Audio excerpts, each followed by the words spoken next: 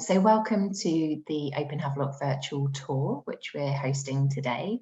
My name's Nicola Wheeler and I work for Catalyst. We're a housing association that's been working on the Havelock estate for a number of years.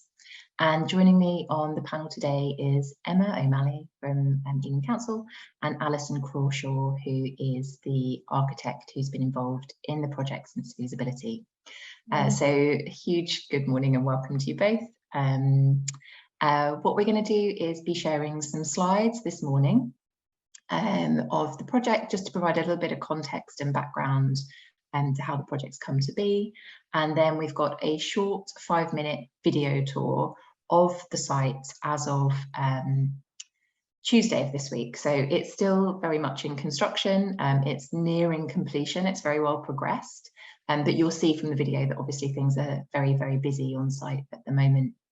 Then we will be just presenting some final slides, kind of really just illustrating sort of what the intentions are for the project. And then we'll be opening the floor for you to be able to ask any questions using the Q&A function on Zoom. For those of you that would have received my email this evening, this is the first Zoom webinar that I've hosted, and it hasn't been without its difficulties already. So grateful in advance for your patience and kindness as I just try to navigate that as we go through.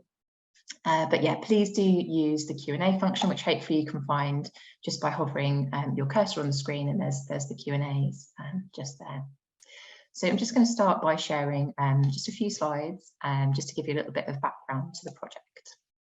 So hopefully you can all see that.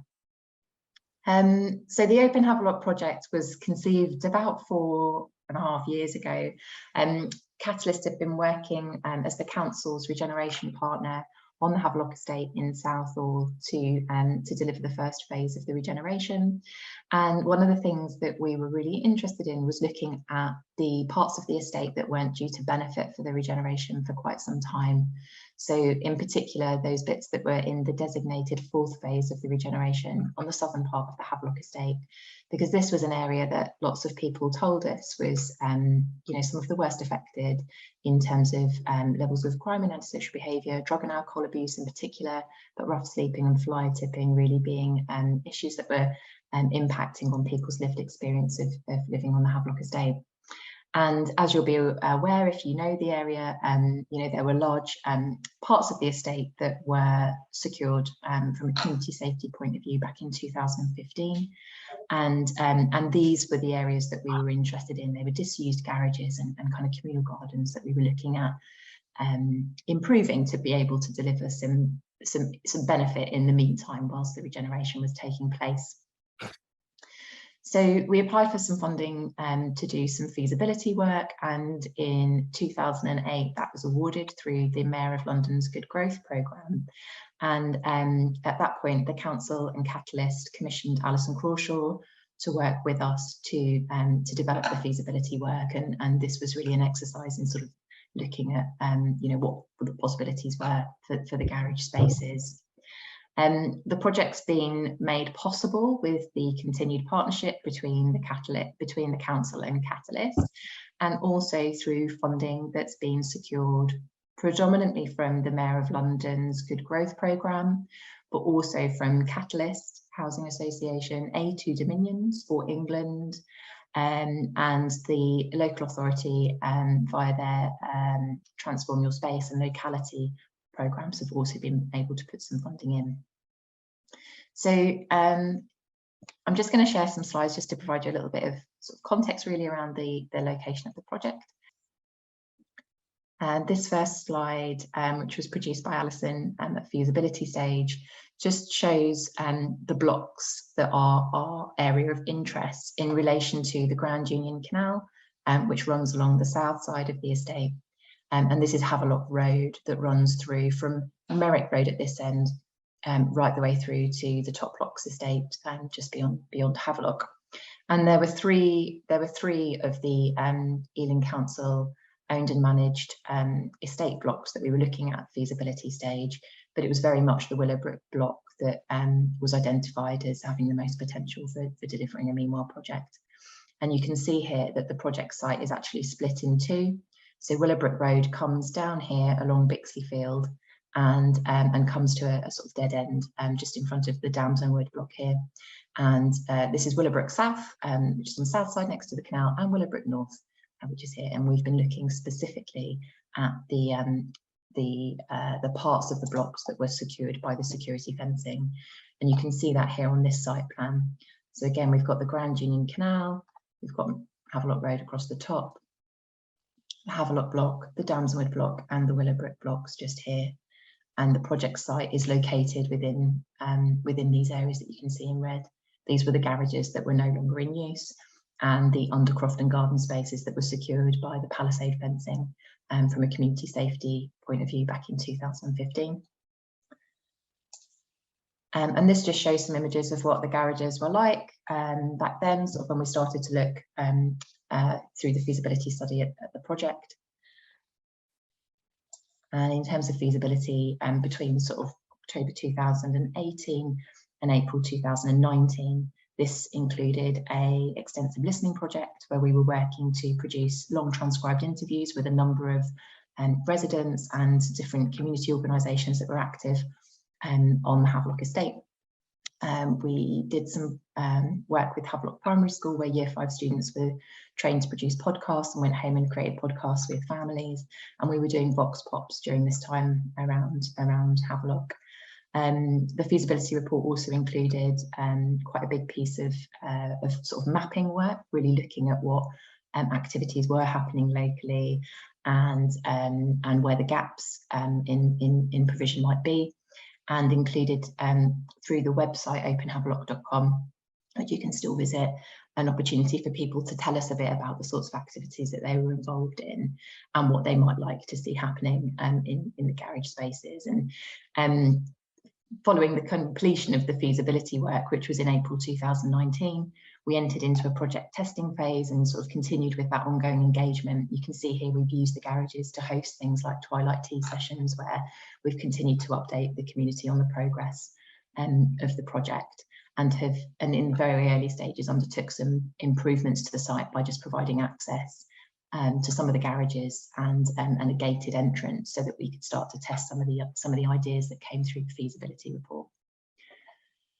And at feasibility stage, this is effectively this is the sort of final design, but what we were proposing was across the two sides of the site, Willowbrook North here on the left and Willowbrook South here on the right, was the opportunity to transform these disused garages, as well as the undercroft and the green spaces within them, to provide a community hub that would help to facilitate play, sport, recreation, kind of workshop spaces, a whole multitude of different operators that could be using the spaces to really deliver tangible community benefits. And a lot of the work we were doing during that activation and testing phase was looking at how those spaces could be used in that way. So we've worked quite closely with local schools, early years providers, some of the children's centres and day nurseries, who are all providing services to children and young people living locally, as well as community organisations and other providers that were delivering physical activity and recreational activities in the Havelock area. So you can see here that in terms of Willowbrook North, largely the proposals have centred around removing some of the non-structural walls between the garages here along the left-hand side, to create what we're calling play pods or playrooms with toy library storage included within them, so that we can create a secret children's play garden here on the Havelock estate. There's a really beautiful kind of green space that runs through the middle of Willowbrook North, and the idea here is that we provide children with access so that they can undertake, you know, creative learning opportunities, different sorts of play experiences.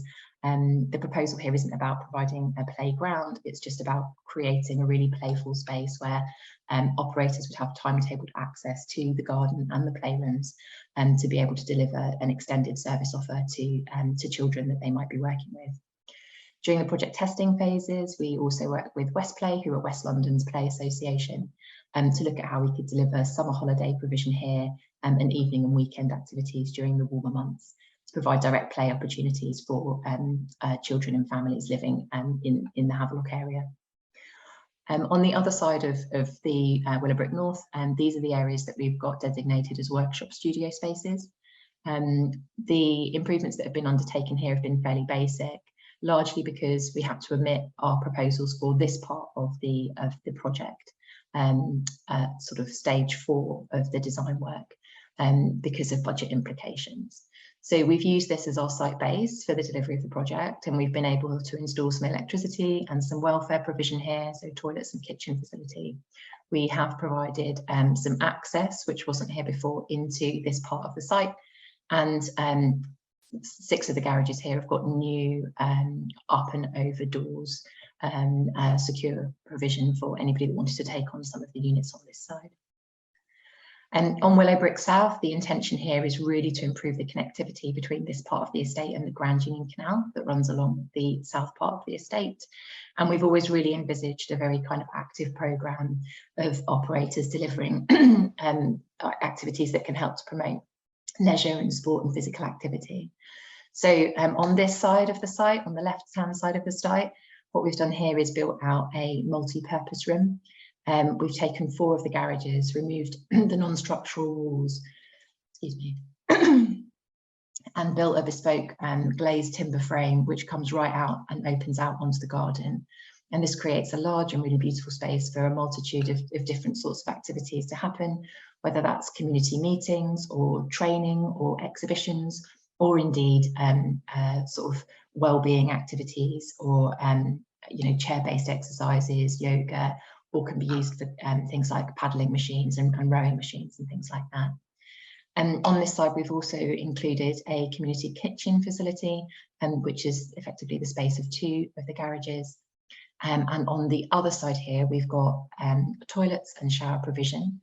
So accessible toilets and showers and changing rooms, male and female changing rooms. And 4 of the garages here on this side and 2 on this side, which are provided for the storage of kind of leisure type activities. So whether that's boats, buoyancy aids, paddles, bikes, you know, kickboxing materials, anything that might be happening in the multi-purpose room, those garages are assigned for the storage of equipment that would facilitate leisure activities. So that just brings me to kind of where I wanted to get to before we share the virtual tour. So I'm just going to stop the share there and just check with Emma and Alison if there's anything that they feel I've missed that could be usefully included. Not from me, no. No? Cool. Okay. So what I'm going to do now is just share a short 5-minute video that was shot when I was on site on Tuesday. So apologies in advance for the shaky camera activity, like I'm not a cameraman at all. So I'm just going to share that, and what I'll probably do is be talking over it a bit as we show it. There's no sound to the video, so I'll just kind of introduce the various bits, and I might pause it as we go, just to give you enough time to see some of that. So hopefully this will just bring to life some of the slides that I've already shared with you, but this is Havelock Road here. So this is the north part of the estate, and just showing here Willowbrook Road, which backs onto Bixley Field, and you can see the Gurdwara just there in the background. This is the entry to the site from the Willowbrook North side, and this is one of the gated entrances that we've installed. There's further improvements to the gating and fencing that will be carried out at a later stage on this project. Just going back to here, this just shows you the, just go back to it, sorry, it was very brief, that little bit. This is the entry into the workshop spaces, but on the other side, these are now the playrooms that have been provided. So these are all double garage spaces. They're 2 units that have been knocked through. So they're quite large, they're large rooms. And what you've got here is they're Dewars doors that we've put on, which are the doors that are used in fire stations. So they're really robust, and they've got glazed panels on them, and they're bifold, so they've got sort of flexibility in the way that they open and close. And access will be provided both through the main gate, but also through pram shed access. So the reason that it's a secret garden access is because access will be provided through one of these pram shed doors. These are the pram sheds that face kind of front doors of where people live, and they back onto the garages themselves. And here you can see, as we go into one of the rooms, what that pram shed access looks like at the back. So children will be able to come into these rooms either through the main access point, or in this instance through the pram shed here, and by degrees will go from a smaller space into a slightly larger space in the garage, the undercroft, and then the play area. So from a very indoor to an outdoor, from a very small to a larger space. So it's just sort of that sequencing, that kind of really playful idea that we're trying to create here.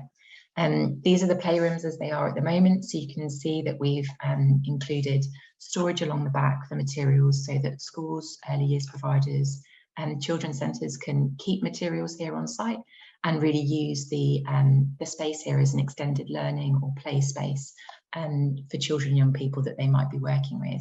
We know that a lot of families don't have access to gardens, and actually, you know, that there are lots and lots of children who live locally. And so the idea here is that this really creates a space that can be used flexibly by different operators to provide that play provision and extended learning opportunities. On this part of the estate, we've got what are the facilities on this side. So there'll be a small kitchenette provided here, as well as a toilet and baby change facility on the Willowbrook North side. And there's still some work to do in the toilet, as you can see, but everything's there. So this is Willowbrook North. This is the site that we've been using as the site base for our contractor. And as you can see, we've been able to install some up and over doors and improve the access. And you'll be able to see here that there is sort of welfare facilities provided, as well as a small kitchenette. And these are the new doors that have been put onto the workshop studio spaces. But the intention is that actually what we'll be able to do is to work with operators who want to take on one or more of those spaces to be able to really kind of progress that part of the project, which, to say, unfortunately, we've had to omit the majority of the improvements from on account of budget. And this is the view from the terrace, kind of looking down and across back to the Willowbrook South side.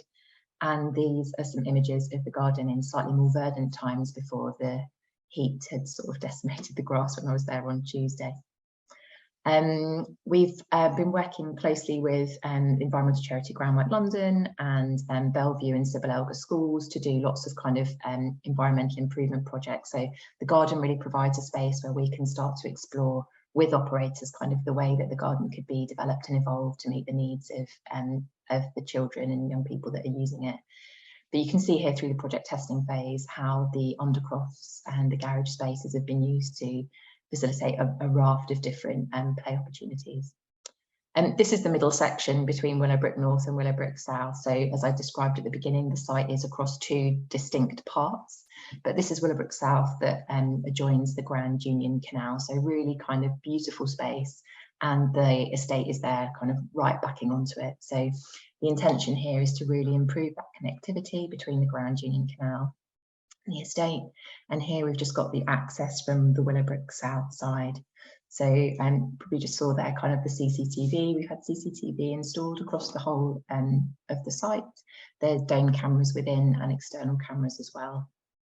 This is the storage on the south side for the kind of for the leisure equipment and things that we were talking about. So whether that's bikes or paddle machines, at the moment it's being used a lot for the materials on site. And then here we've got the, these are the changing rooms. So you've got two changing rooms here, north and south, which are effectively kind of a garage each. Not north and south, sorry, male and female. And then just a bit further along here, you've got the toilets and showers. So there's two showers and two toilets provided on the scheme. So we're just going to have a quick look in one of the changing rooms. There will be some benches provided in here, but you can see that the room's been equipped to facilitate that. And then these are the toilets and the showers. So it's really difficult because the lights haven't been installed in here yet, but you can see the facilities going in, and the tiling's due to start on Monday. And then this is just the view across to the other side of Willowbrook South, where you can see all of the these kind of wooden bits stacked. This in behind here is where the community kitchen will be, and this is currently probably now completed, but was being laid when I was there on Tuesday.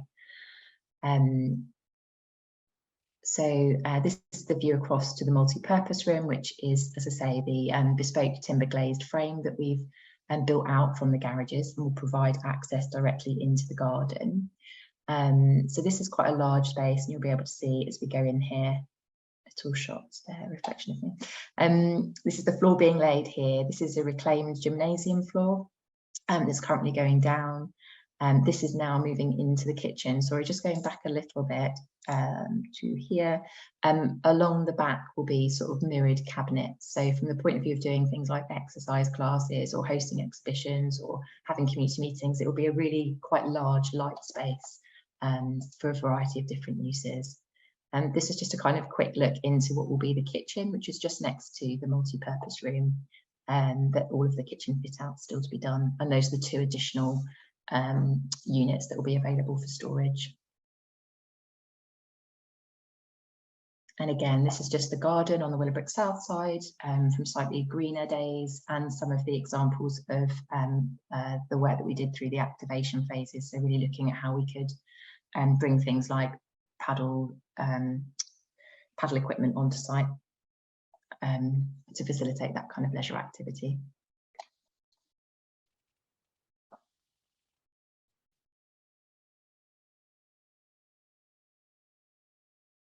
So hopefully that just gives you a little bit of an indication as to what's happening on site at the moment. Again, Emma and Alison, is there anything that you wanted to add or anything I've missed in the description there? Not that I can think of. It looks really good. Okay. I'll just unmute. You've got some images of the project. Is that right, Nicola, coming up? Might be good to sort of see those, and it's just sort of describe like the toy library space in particular, I guess, because the video, it's very difficult, isn't it, to see the image shows it better in terms of. Agreed. Okay, so how it kind of really feels. These are some of the computer generated images that we produced at feasibility stage, but that hopefully kind of illustrate the way that we envisage the secret children's play garden being used, and how the garages on the south side could be used to store equipment such as kayaks or canoes. So this is the play area. So I don't know if Alison, you might want to kind of talk through this a bit, because this image is quite interesting. Yeah, I think the key thing is the reason why it's quite hard to capture in a video or photography this kind of the spaces is that so there were sort of 2 garages originally, and there's sort of this big big column which stands sort of here or there. So what we've done is that there was a structural, sorry, can you see you can't see my cursor? Can't see your cursor, no. I'm trying to imagine where you're pointing. I'm pointing down on the bottom image, that big column there, and you could also point to it on the facade image at the top. That always is kind of in the way when you're kind of taking a video or a a video or a picture from on site. But what we've done is there was a sort of a structural wall that was running from that column and kind of, formed the 2 garage spaces, which we removed. So each one of these rooms that you can sort of see best really on the kind of the middle image is about 5 meters by, or sort of 5.5 by 5.5 meters. So it's a sort of a 30 square meter space. So it's like about the sort of the size of a classroom. The kind of changes that we've made compared to sort of, all of the garages that you've kind of seen in the film and the kind of general context of the site, we put in these doors, which, as Nicola said, they're by a company that makes the doors for fire stations. So they're really robust. They open in this bifold way, so you can push both of them back to each side so that the rooms inside can fully open up to the undercroft space, which is quite useful because it means that you have a sort of, interior space. You could, on a really cold, rainy day, you can close those up and you're in an interior space, but you've still got light coming through because we, put in these sort of long, glazing panels into the door. Maybe on a day where it's raining, but it's not so cold, you might want to open them up completely the activities can spill out under the undercroft space, which is very deep. It's like 7 meters deep. So you've got lots of like covered outdoor space, but you've also got a kind of, you know, very comfortable interior space adjacent. So they have, you know, that kind of flexibility. And, you know, as we said, they're also a kind of an industrial product. So they're quite sort of robust and quite secure. And they sort of provide the right level of enclosure, I guess, because they allow a bit of light in, but they're not like totally glazed. So you're not kind of totally exposed. So that's kind of the story with the doors. And then in terms of sort of, you know, like how the rooms actually kind of feel on site, they've got this new floor, which is a kind of a poured resin floor in a kind of a soft green color. So it's kind of very smooth. It's quite nice to sit on. It's very robust, easy to clean. There's a sort of like a pale purple colored skirting and kind of very, very pale, softy pink walls. And then this sort of, it's called wood wall. It's sort of a fiber cement board ceiling. So the rooms, I think on site, they feel quite soft. And there's these kind of glowy globe lights. There's sort of 3 of those on each side of the space. And then there's big sort of storage heaters. So I think the rooms feel, when you're actually there, you know, really clean, really sort of warm, quite protected spaces that then kind of open on to these sort of series of different environments. And then, yeah, there's a sort of storage wall with these boxes. And I think we're going to work on that a little bit to also make it so that they can kind of stack and form tables, and so there's that sort of flexibility in the storage too.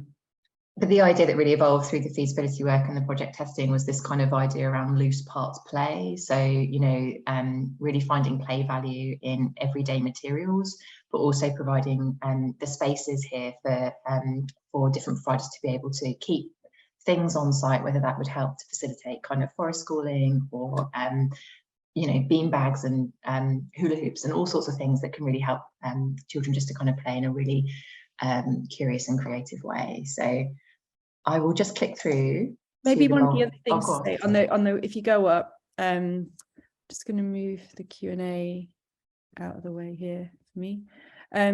So yeah, down at the ends, at the other, where I'm just looking at the kind of the kitchen. You're up here, aren't you? Yeah. Yeah. So the idea with sort of the design of that part at the end, there's a big disabled accessible toilet and a baby change in that kind of white box bit. Okay. Roll her cursor over underneath on the yeah. And then yeah, there's like a little kitchenette, and there's kind of another big heater, and there's like a shelf above the heater, so there's room for sort of parents to kind of sit while their children play in the undercroft. It's almost, it's quite a nice space in that part at the end. There's also a kind of a big sort of hand washing trough, so kids kind of playing out in the garden can kind of go into that bit at the end and like be washing their hands or collect water in a bucket. Again, that's sort of in front of the toilet in the kitchen bit at the on the best shown on the middle elevation. Yeah, that room there. You can't see the trough in this one, but I think we got a glimpse of it just as I came in on the video. Yeah. So these are just some visuals of the multi-purpose room, and this is from kind of the back wall where the sort of mirrored cabinets would be, looking all the way through into what would effectively be the garden, and then the kind of toilets and the changing rooms and the storage there for the leisure activities. And then this image just shows it kind of a little bit closer towards the sliding doors that will open out onto the garden, and shows the sorts of uses that could be happening across the other side. But this is quite, again, I don't know if it would be helpful, Alison, if you could just describe how this space feels when you're in it, and how it's kind of developing. Yeah, this was an image from really early on. This is from the feasibility report, but in a way, it hasn't changed that much.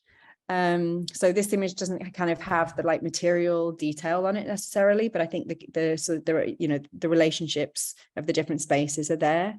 So as Nicholas said, it's a sort of a timber screen that's built out underneath the undercroft space. So what we've done with this space is that we've broken, done the same thing that we've done elsewhere in the scheme. So you have kind of the garages at the back. And we took out that structural wall. So you got sort of 4 garages altogether that are now kind of 2 spaces.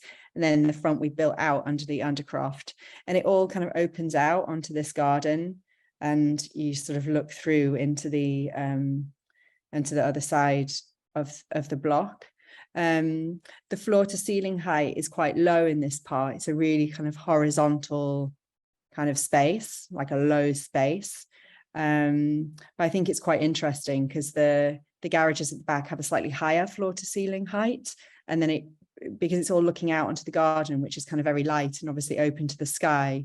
I think it's the low ceilings actually it feels quite dynamic in the space. There are quite a few doors in the timber screen. So there's one that opens out onto the garden just on the left-hand side of this image. There's a sliding door that opens out as well. And then there's one sort of that would be on the left-hand side of this image near the kitchen, and one on the right-hand side as well. That's a double door for sort of disabled access and bringing in some larger equipment or whatever from the kind of the garages that have been converted into storage. The joinery is really beautiful from an architecture point of view, I think. It's a sort of Akoya wood with it has a grey stain on it, and it is the idea behind it was to sort of match it to these kind of concrete structure, and the concrete structure on site is really heavy, and the posts, these columns are 50 centimeters by 50 centimeters, and so we set out all of the joinery to sort of line up with all of the kind of existing building and the existing columns. And I think, that feels quite nice in the space. You can tell that, there's the addition is sort of, working with what's there. And it feels on site, I would say, because obviously I've been, working on the design for a really long time. And so it's always interesting to sort of see how it feels when you're actually there, whether it lives up to your expectations. And what I found is it feels really big. I kind of knew the size of it, but it really feels like an expansive space. And the intention with these, with the multi-purpose room, as we're calling it, and the adjacent community kitchen, is that whereas sort of the units themselves will be available for people to have kind of exclusive access to, that they would be able to license, for example, a play pod or some of the storage units that would be exclusively theirs. Actually, with the multi-purpose room in the community kitchen, what we're proposing here is that people would be able to hire that on a one-off or a regular basis. So if you've got, say, for example, a family that live at Willowbrook that want to celebrate a child's birthday, they could hire it on a Saturday morning to be able to do that. But you could equally have like a regular Wednesday morning chair-based exercise class, or a yoga class, or a kind of paddling class in the winter. You could have a whole range of different things happening there, as well as community meetings and training and learning opportunities, and great space for exhibitions as well in terms of the light. And when we come to the launch event, we're going to kind of trial some of that at launch. But also, it's a really interesting space with the kitchen as well for looking at sort of the provision of community activities, such as this being used as a base for like food redistribution. We know that there's, with the cost of living crisis, going to be increasing need for access to affordable food and space for people to be able to come to socialise and to kind of access the sort of different services and activities that they might have a need for in the months to come. So we're really interested in looking at how this space can be used in a real variety of ways to meet the diverse needs of the community, both now and in the future. And these are just some of the images, actually, and there's a little bit of a mixture here, but some of the photos on the left-hand side are of the garages on the what we're calling the workshop studio side of the site. So this is Willowbrook North On the opposite side to the playrooms that we've created, this, as I say, is the part of the site that we have had to omit a lot of the improvements that we wanted to do, but we've been able to do some basic things, including providing toilets and a kitchenette facility, improving the access, and removing all of the Cytex or breeze block that was covering the garages, and providing new up and over doors so that there is secure storage there. So a space that would be really well suited for kind of makers, or for things like you know, an extension of the cycle hub that we piloted last summer on the Hunt Road, just a bit further north of this project site. And here on the right hand side are the up and over doors, which are on the leisure side. So on Willowbrook South side, these are the garages which are next to the toilets and the showers and the changing rooms. And the idea here with the roller shutters was just to be able to provide as much space as possible within. So there was quite a lot of kind of working through exactly how many boats, for example, you could fit into the garage spaces. And here the roller shutters just provide that additional bit of space, as opposed to the way that the up and over doors go then up and into the garages themselves. So here what we've got is just and you can find all of this in the information pack, which is available on the website, and I'll recirculate a link to that in case you haven't seen it. In fact, a lot of the information that we've shared today is available in that pack. But here you can see what the proposals are around charging for the use of those spaces. So as I said, they're the multi-purpose room and the kitchen. We're anticipating that those will be used for one-off or regular hire. You can see the size of them listed there, and the cost per hour for hiring those spaces, and the types of potential uses that we imagine, although you know that's not exhaustive, those spaces being used for. Then just moving down to the playrooms, we're proposing to let these on a 12-month basis on a licence, and those would be at £224 per month per unit. The leisure storage, these are the bits on Willowbrook South predominantly, so the 6 garages that are there at £124 per month. And the workshop units, which are the ones on the Willowbrook North side opposite the play, at £99 per month. Now, in terms of the way that the spaces will be used and operated, Catalyst have got a 5-year fully subsidised lease from the council to be able to deliver the capital works and to manage the operation of the project. And as I described at the beginning, we were fortunate to be able to secure quite considerable capital funding from the Mayor of London to be able to deliver the project. The whole project's been conceived as a community initiative, and the way that we've structured the costing on this is that it is on a cost recovery basis only. This is a not-for-profit activity. So within the monthly charges that are listed here, what's included is all of the services that are provided to the site, including water, electricity, the CCTV, the intruder alarm, the telephone line, the Wi-Fi, all of the cleaning and maintenance within the communal spaces, as well as business rates and the compliance testing that would be required to make sure that the space is habitable and provides a safe building. So all of that's included in the cost per month. And we've estimated across the whole of the site that the running costs will be about £40,000 per year. That's just our best estimate based on costs as they have been. And obviously we know that energy prices are set to increase, but we'll be monitoring that quite closely. But certainly in the first year, these are the costs that we've set out for taking on the spaces, either on a licence basis, 12-month basis for the units that would be exclusively allocated to operators, or on a one-off or regular hire arrangement through a hire agreement for the multi-purpose room and the kitchen.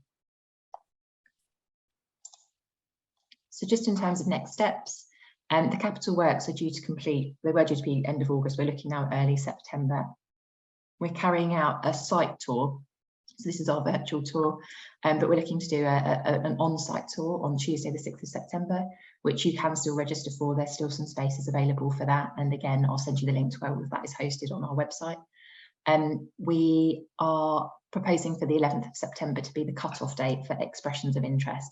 So anybody who would like to register their interest in taking on some of the space or working with us in some way can fill out a short expression of interest form, and we'll then be reviewing those. And with the council, we've agreed a tenant allocation strategy with criteria that we're looking to allocate the spaces against.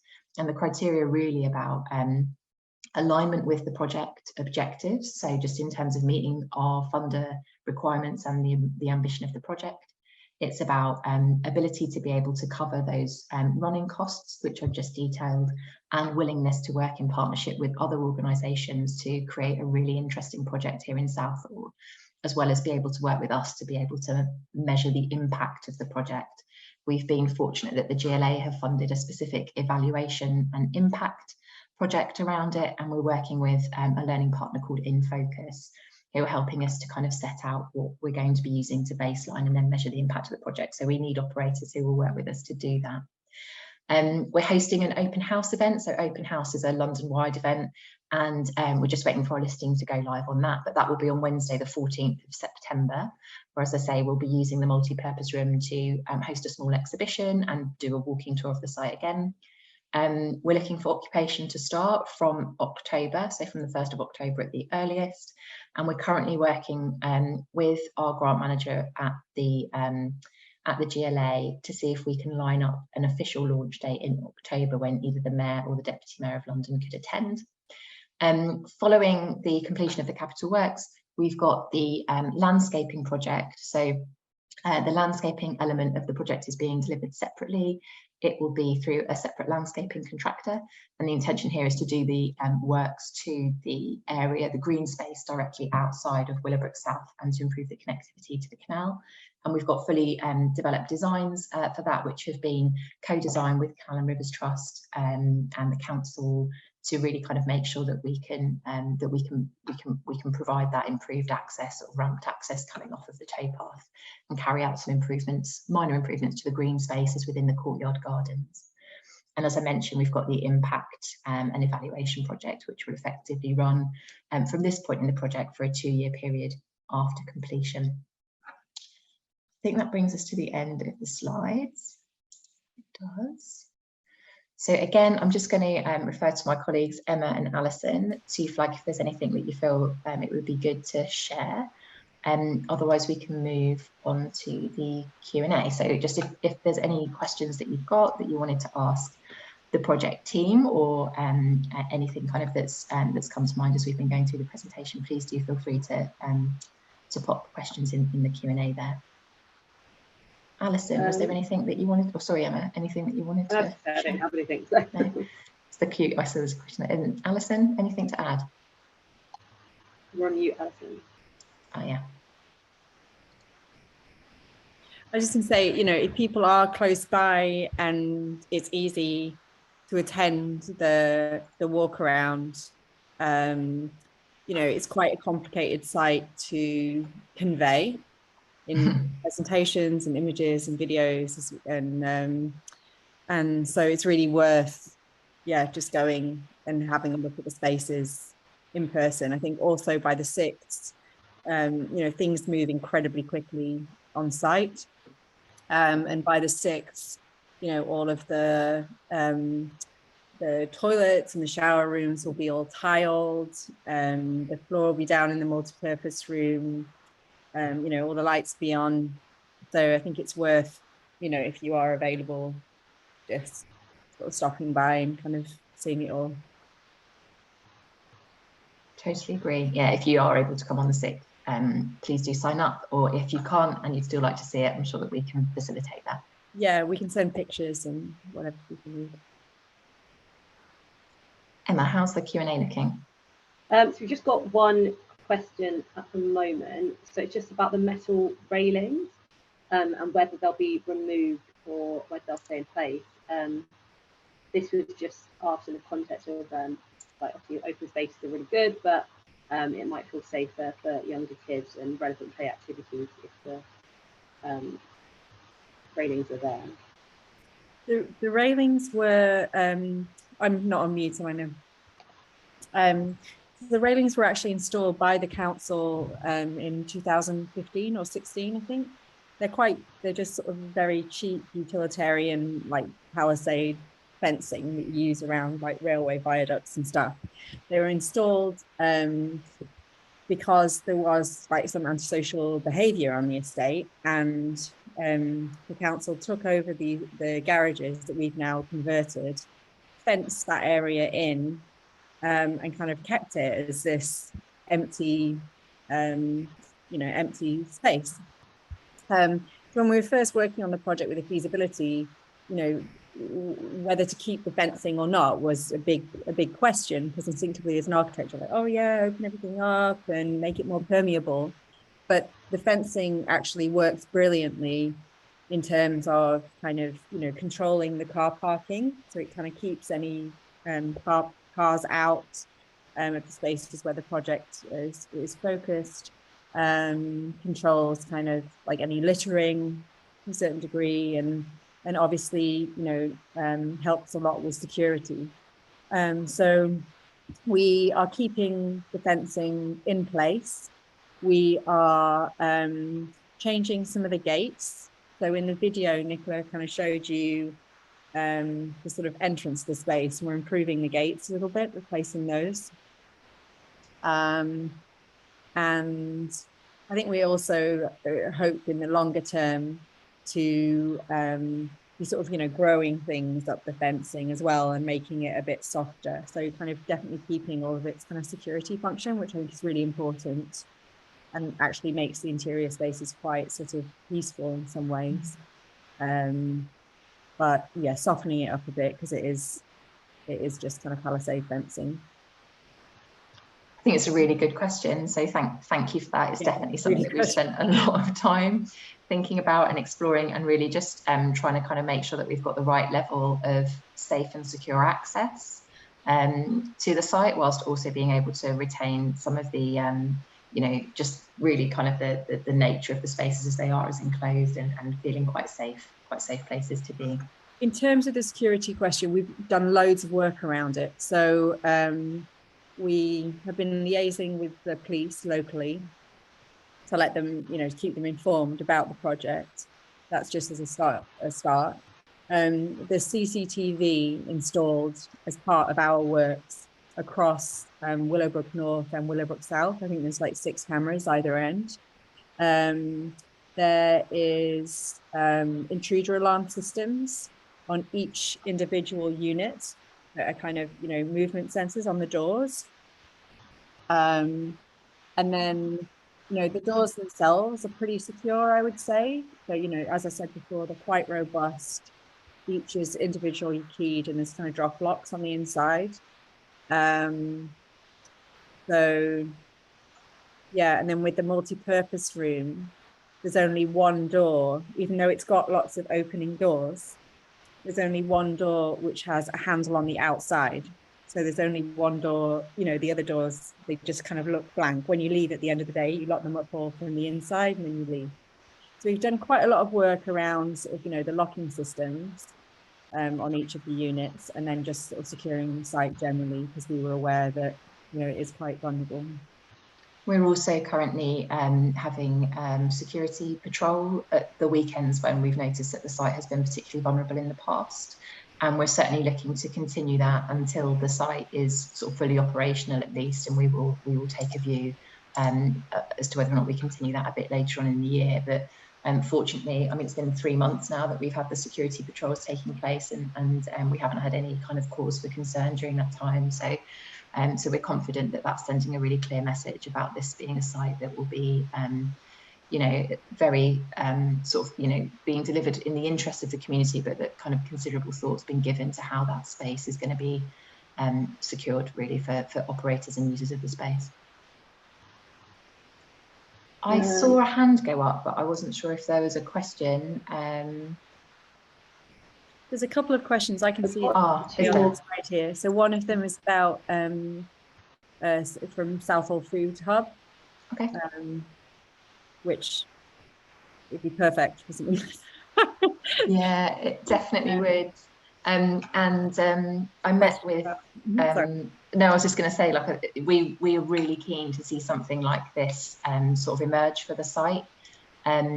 We have a community centre in Acton, Catalyst, where we've been working with resident volunteers there to establish a kind of a food hub in Acton with the Felix project, and that's worked really well. And I know through the work that Southall Community Alliance did during the pandemic that there was evidently a huge need for food redistribution in the Southall area, but in particular kind of on the Havelock estate where we were delivering a sort of an outbound telephone service to 250 or so residents on the estate. And I know from the work that Southall Community Alliance were doing at that time that there is real need there. That it's definitely possible. It's definitely something that we'd be really keen to kind of consider and explore.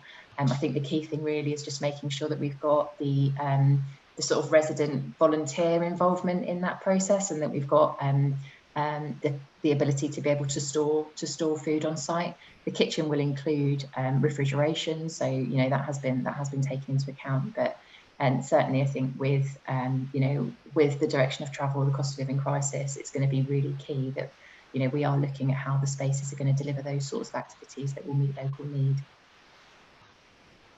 And then there was also a question about a mural. And I think that, you know, yeah, there's definitely lots of space for a sort of, you know, like an art strategy and arts projects on the site. I think, you know, I myself work as an architect, you know, in collaboration with lots of artists, and really value kind of interdisciplinary practice, and is how, you know, we've worked on this project. You know, I think a mural could work, but I think we should also kind of be thinking of the site, and like where best for it to be. Like the palisade fencing is very problematic. That would be a great place somehow to, you know, incorporate it into that. So yeah, I think definitely, possibly. Yeah, I agree. I think there's definitely scope across the site to sort of have a look at how we can incorporate art, and certainly as we get into the operational period, I think it will become much clearer kind of who the providers are that are working in the space, who would be really good to work with, and to be able to take forward some really interesting projects in that regard. Yeah, I've just got someone at my door, so I'm just going to grab that. You know, the whole project has really been kind of co-designed, and people have. The key is really like working collaboratively, I suppose, and making sure that everything's kind of tied up.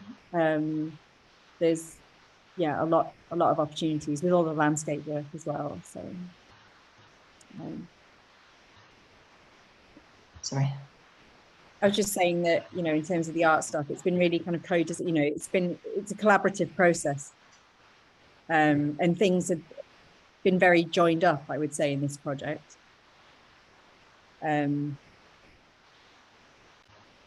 Yeah, I would agree. I think, you know, there's been some really lovely suggestions as we've worked through, like, for example, the Children's Centre were talking at one point about looking at using the palisade fencing to weave saris. And as we've said already, we're really keen to look at ways that we might be able to really sort of improve awareness of where the site is, and then also on the site boundaries, just really making sure that it's a really visible space, and a place that really feels quite animated and very community led, because I think that's, again, going to really help to just establish the project and to make sure that there is recognition that this is, you know, this has come from and is for the community.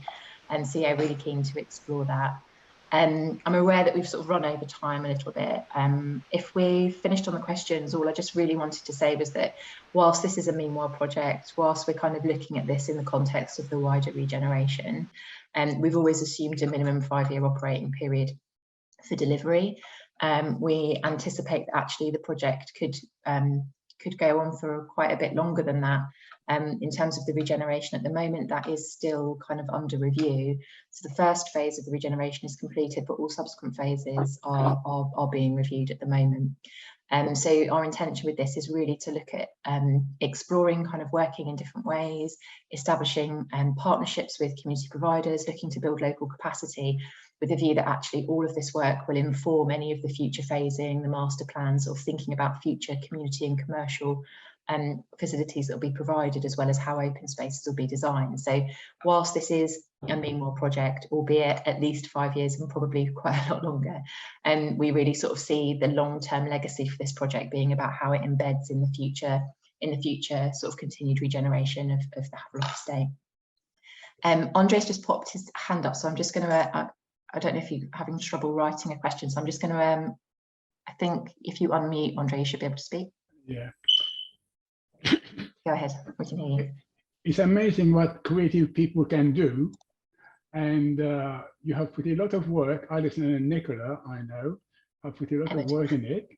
And much merit goes to Alison's design, and she's played a big part in it.